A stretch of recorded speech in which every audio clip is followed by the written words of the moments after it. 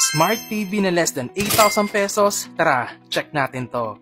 This is exposed to 43-inch Smart TV na in-order ko dito sa TikTok for just only 7,919 pesos during the time na in-order ko, naka-Smart TV ka na.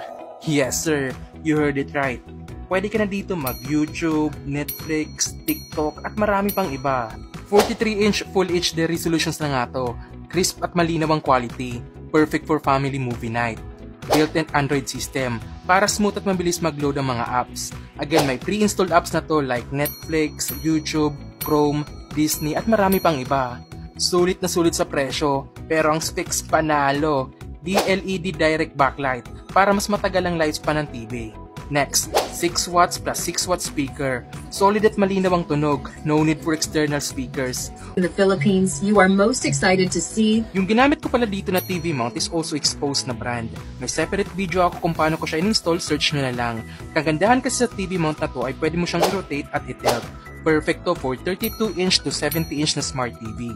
Also, meron rin itong multiple input ports. Pwede sa TV, HDMI, AV at Smart TV mode.